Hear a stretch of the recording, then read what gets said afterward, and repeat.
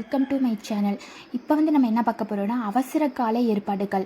எது மூலமாக நம்மளுக்கு அவசர கால ஏற்பாடுகள் ஸ்டார்ட் பண்ணுவாங்கன்னா, தேசிய அவசர நிலை மூலமாக, நெக்ஸ்ட்டு மாநில அவசர நிலை, நிதி சார்ந்த அவசர நிலை, இந்த 3 காரணங்களால் தான் நம்மளுக்கு அவசர நிலை அப்படின்றதே போடுவாங்க.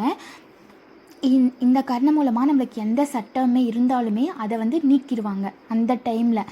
ஓகேவா? ஃபஸ்ட்டு நம்ம தேசிய அவசர நிலையை பற்றி பார்க்கலாம்.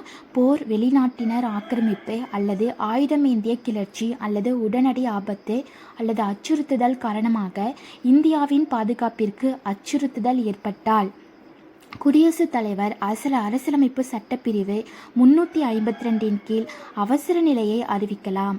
யார் அறிவிக்கலாம்னா, அதாவது நம்ம இந்திய ஜனாதிபதி இந்த தேசிய அவசர நிலையை அறிவிக்கலாம். 352 நம்ம குடியரசுத் தலைவர் தான் அறிவிப்பார்.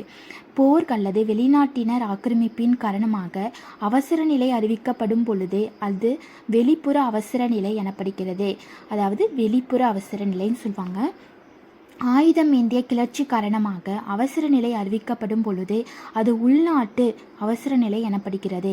இந்த வகையான அவசர நிலை, அதாவது தேசிய அவசர நிலை எந்தெந்த இயர் நமக்கு போட்டிருக்காங்கன்னா, 1962, 1971, 1975 இந்த 3 இயர்லேயுமே இந்த தேசிய அவசர நிலையை பிரகடனப்படுத்தியிருக்காங்க. தேங்க்யூ.